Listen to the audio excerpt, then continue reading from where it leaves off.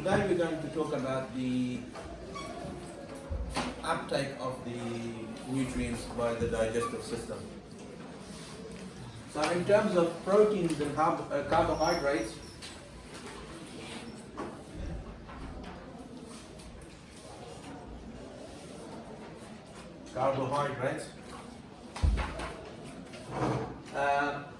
they're broken down into the smaller constituents, amino acids and monosaccharides. So these are taken up by the mucosal cells, so the epithelial tissue. We find the simple columnar epithelium, and remember that the simple columnar epithelium contains the microvilli to increase the surface area. They are transported by active transport into the epithelial tissue. Okay? So both amino acids and monosaccharides are transported by active transport into the mucosal cells, and from there they diffuse into the blood capillaries or the hepatic portal system. So first the active transport, then diffusion into the capillaries for monosaccharides and amino acids. And remember we said that the digestive system, the blood is connected to the hepatic portal system, which goes to the liver. Okay? So the hepatic portal system goes to the liver. Unlike the monosaccharides and the amino acids, lipids do not enter the capillaries. Okay? So we mentioned that last time. Remember we said that they enter the lymphatic system, the lacteals. So in this region, below the mucosa, we find the submucosa. In the submucosa, we talked about that there is two types of capillaries, the blood capillaries and the lymphatic capillaries, which we call lacteals. Okay, you remember from last time? So proteins and carbohydrates are broken down into these smaller components, and they are taken up by active transport into the epithelial cells, and from here they move by facilitated diffusion. Okay, so they use protein carriers. Okay.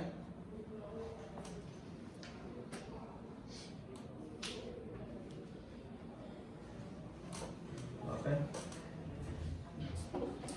Any questions on that? For the yes. The most thing important in the proteins and carbohydrates transport the blood. Yes. Make sure you know that it's active transport here, and from the cells, mucosal cells, into the blood is diffusion, facilitated diffusion. Okay? That's for amino acids and monosaccharides, like glucose and fructose and so on. Okay?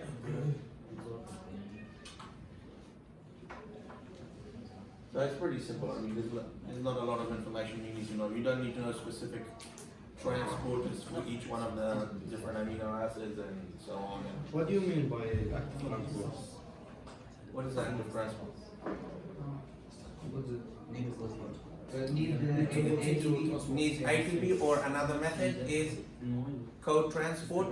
Transports with, remember, another ion, maybe sodium. Okay? So in this case, the active transport here is co-transport. It uses the energy derived from one molecule that goes down its concentration to move another molecule up its concentration. Okay? So a sodium glucose transporter. Okay?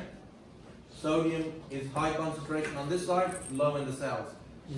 So as it moves into the cell, it takes glucose with it, okay? Or an amino acid or so on. So it's co-transport, but that is active transport because it's moving molecules against their concentration gradient from low to high. That is active transport. And you remember that from chapter 3? Yes. Active transport. From low to high. Yeah. And this one is diffusion. Diffusion is from high to low. So this will always maintain at high levels because there's active transport. Okay? So when diffusion happens here, you're not going to reach equilibrium because constantly the mucosal cells are transporting the amino acids and the carbohydrates and the monosaccharides by active transport into the cell. So there's always a high concentration here, correct? Yes. As it diffuses, it doesn't reach equilibrium, okay?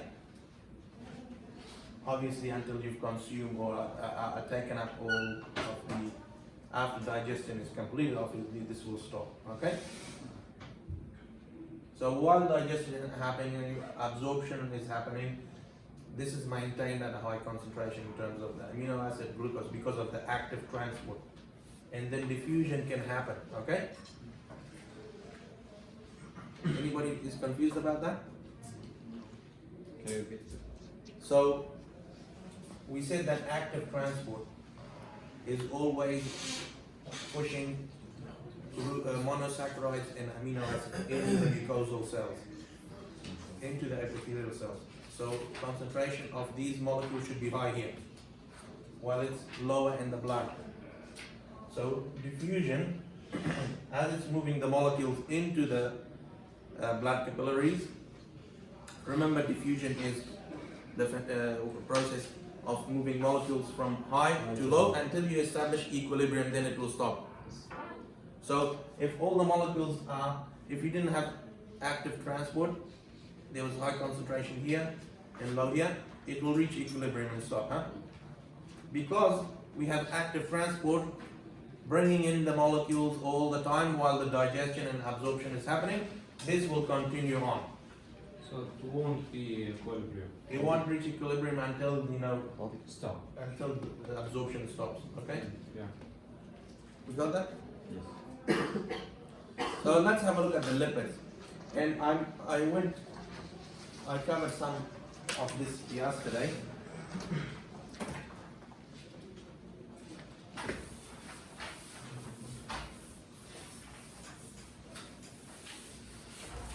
And the important role of bile.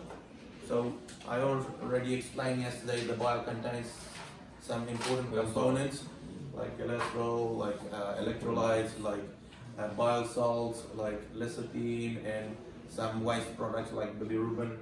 Now, important, the bile salts and lecithin, what they do is they convert this large fat globule, okay, that we've ingested into small droplets, tiny droplets called emulsion droplets. They call emulsion droplets because of the effect of the bile salts. They act as an emulsifier, which means they break down these into smaller droplets that are water soluble, okay? Because the bile salts, they have one of the ends of the bile salt is polar, the other end is non-polar. What happens is that the non-polar end faces towards the lipids because non-polar chemicals are soluble in lipids, okay? While the polar Non-polar lipids faces the lipids, non-polar. The polar side faces the watery, the aqueous or the watery solution. So the same principle applies to the dishwashing liquid that you use at home. You know, if you try to wash oil with water, it doesn't come off. You put some soap on it, it starts coming off because it acts like this. It creates emulsion droplets. It makes the fat soluble in water and it comes off. Similar principle, okay? So the bile salts help to create these emulsion droplets because the bile salts have one end polar and the other end non-polar. So this region here would be polar, alright? And the inside, okay, that faces the lipids will be non-polar. Alright? And do you understand why this unique chemical structure is important? Because it can bind to the small droplets as well as it can interact with water. Preventing these droplets, so these biosalts will prevent this. If these salt droplets were not there, they will just form that, go back to this. Okay? Which called residual. So that one we will talk about here. Okay? So it will just form the fat globules again if you remove these. If you didn't have these, okay? Then we have the action, and we talked about how lipase is now more efficiently able to break down these triglycerides into their components because it can access the core more easily rather than, this it's very big, it can't break it down efficiently. So it can access it easily. So the lipase, where does that come from? Lipid. Which organ produces the lipase? Pancreas. Okay. So the pancreas produces the lipase. Bile salts are produced in the liver. So we have two accessory organs that are helping the lipid digestion. First of all, creating these emulsion droplets that makes them water soluble, and then the lipases from the pancreas are able to more efficiently break them down into, so they break them into fatty acids. So one triglyceride will be broken down into two fatty acids in one monoglyceride. Okay, so if you remember, the structure of the triglyceride, the glyceride with the with the three fatty acids. So you'll get this sort of structure, two fatty acids. Okay, and once they're broken down, the digestion is completed. The molecules are still surrounded by the bile salts and lysine, but we give them a different name, micelles. Okay. All right. So micelles contain the broken down lipids surrounded by the bile salts.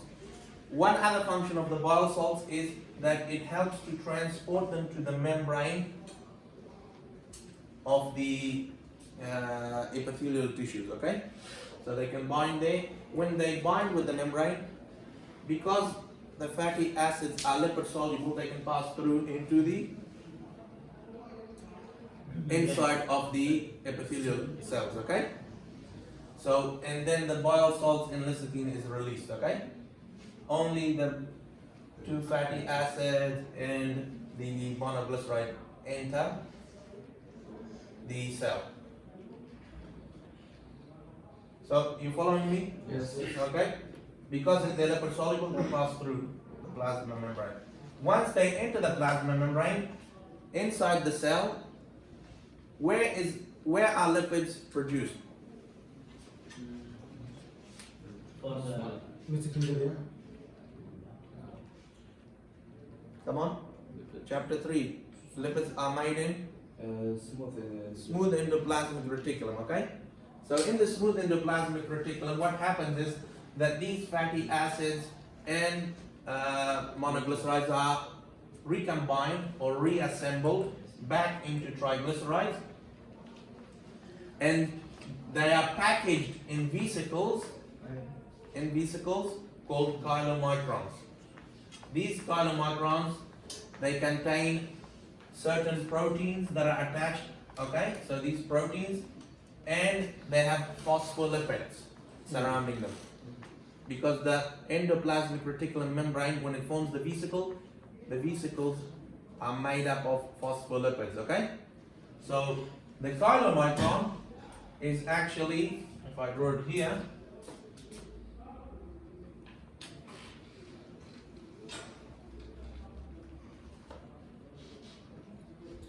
so we have the phospholipids, remember?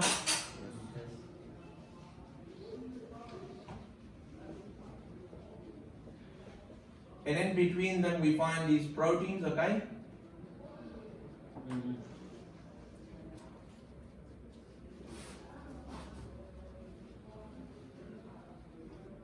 So we find proteins in between them.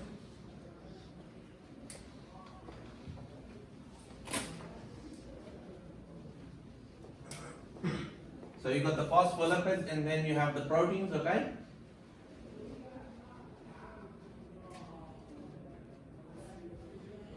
Inside of it we find the triglycerides, okay?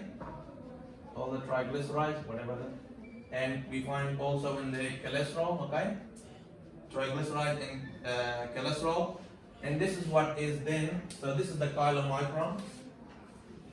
These structures that are small vesicles containing the triglycerides and cholesterol.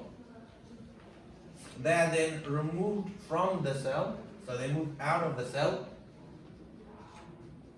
So on the side we find the submucosa, okay? They will by exocytosis. So remember exocytosis?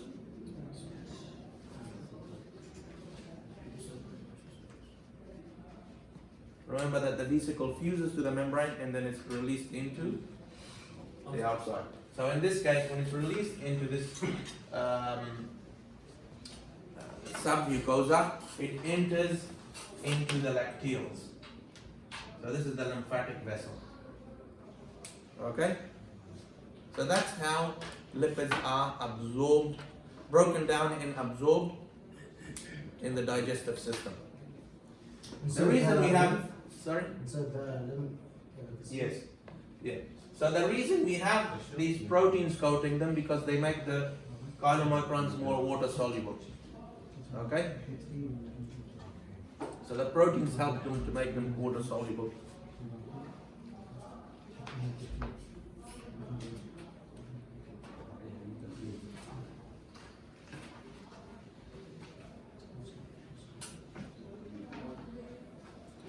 I think I covered all of this in that slide.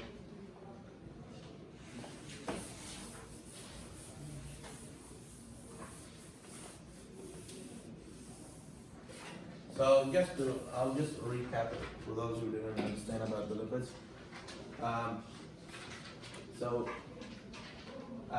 Non-polar fatty acids are non-polar, remember? Monoglyceride. So this is after they've been broken down. They form the micelles, and the micelles, so the small droplets, they contain the bile salts and lecithin, and these have, remember I said, polar outer regions and non-polar inner regions which interact with the lipids, okay? So they help to transport the fatty acids to the membrane of the But yes. epithelial tissue cells, okay? So the mucosal cells, and they are absorbed by through the membrane, okay? Because they're lipids, so they can pass through the plasma membrane. Because the plasma membrane is a phospholipid, alright? They recombine back into triglycerides, and this is happening in the endoplasmic reticulum, okay?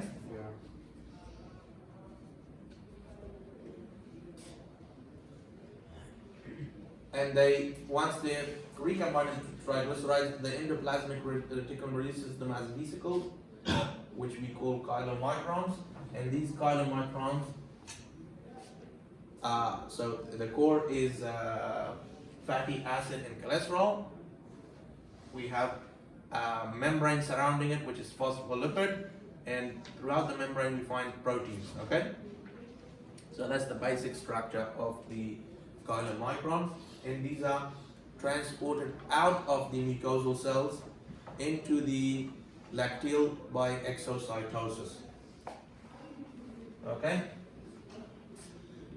They do not enter the blood capillaries because these are too large. They will enter the lacteals, and eventually they return to the blood, venous blood. So venous blood is referring to non-oxygenated blood. Blood in the veins, okay? In the heart. So it comes through what we call the thoracic duct, one of the ducts of the lymphatic system into the left subclavian valve, okay? Left subclavian vein, okay? So it returns into a larger vein because it can't enter the capillaries. Capillaries are too small. Where the lymphatic system meets the cardiovascular system, this is where the lipids enter back into the blood, okay? Because we need the lipids in our blood, so they're important for different functions, so they need to pass through the circulatory system. And notice that the lipids, the liver doesn't have first access to the lipids because they don't pass through the hepatic portal system. They go into the lacteal and come into the large vein which enters the heart. Then the blood will go through the rest of the system before it comes to the heart, okay? Before it comes back to the liver. So lipids are not directly transported to the liver because they don't enter the hepatic portal system. They enter the lacteals. Okay? Any questions on that? I think we covered that fairly well.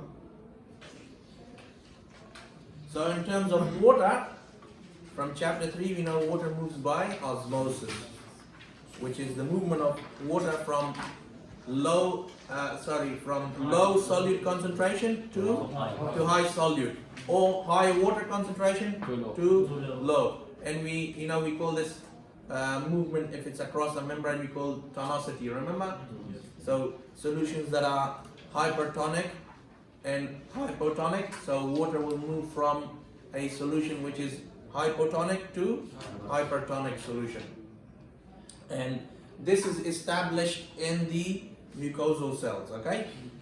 Now water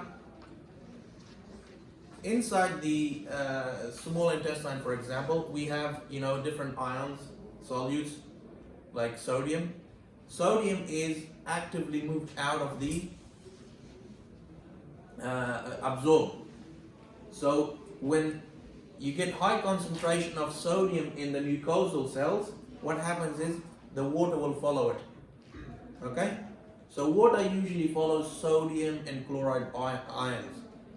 So if you're absorbing sodium and chloride, what's going to happen to water? It will follow it, because as you absorb it, the concentration of these solutes become higher inside the cells.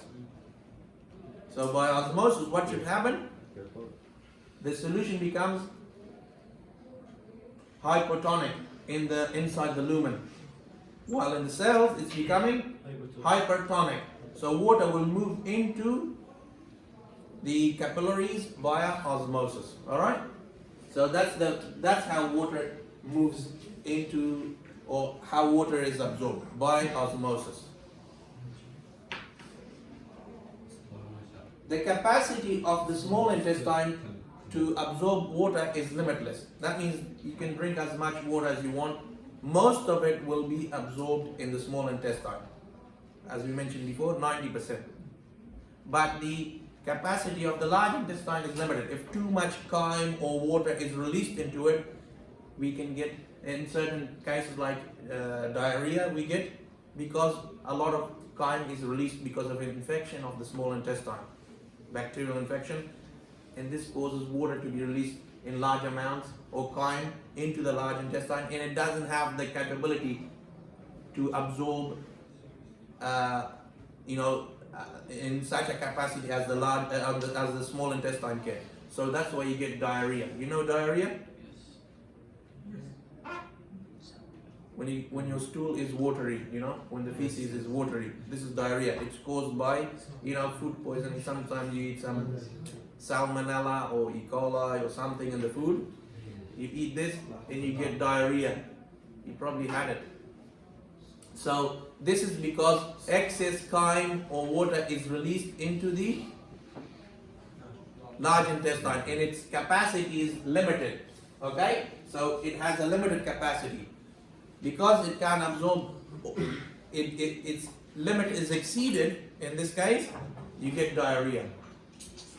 So what I'm trying to say here is that if you drink say 3 liters of water, most of it will be absorbed in the small intestine because it has a limitless capacity to absorb water This is in a small intestine. in the small intestine. But the capacity of the large intestine is limited. Okay? That's what I'm trying to say. And this is highlighted by diseases like diarrhea. Okay? Because in this case, what happens is too much water is released from the small intestine, or too much chyme is released into the large intestine, or sometimes you get movement rate is increased. So you got movement of peristalsis. This can cause, if the movement in the small intestine increases, it will push the chyme into the large intestine. So more chyme arriving. Basically what I'm trying to say here, that more chyme in the large intestine causes diarrhea. Because the large intestine, the capacity for it to absorb water is limited. Yes? Yeah, when the small intestine absorbs more water, this leads to diarrhea. No. When you get less absorption, sometimes it's caused by bacterial infection, okay? Like salmonella, okay? You heard of salmonella? E. coli? These bacteria, food in the food, if you eat food that has been left out, meat for a few days or something, and the flies come and sit on it. Can you repeat it? So, the small intestine, if it delivers too much chyme into the large intestine, okay? Or the movement of this small intestine is increased.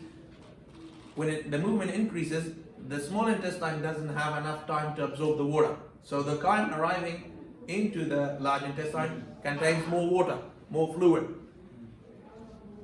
Then the capacity, it exceeds the capacity of the large intestine because it's limited in absorption, as I said, okay? Yeah. And then it cannot absorb all the water. So when you go to the toilet, you have diarrhea because the large intestine is overwhelmed. Has a lot of water. There's lots of water, and this is caused by bacterial infection of the small intestine, which can cause movement of the increased movement or increased amount of chyme entering the large intestine. Okay, and this is called diarrhea. Okay, the opposite, if it happens, if the chyme or the food is Dry. too dry because movement in the large intestine is slowed down, too much water is absorbed, okay?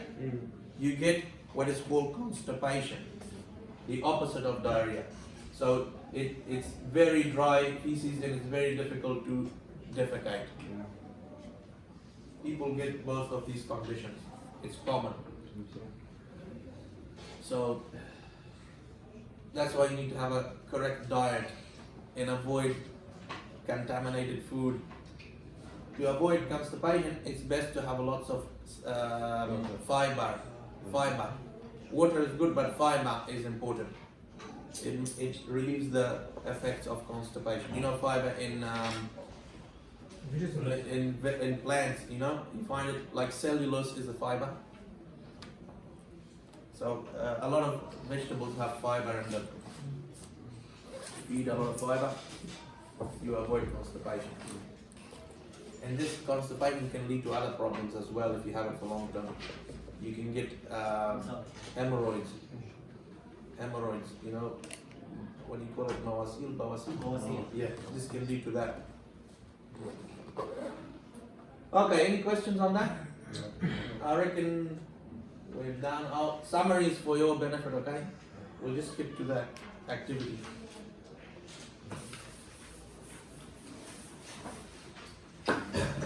Alright. We need to put the number.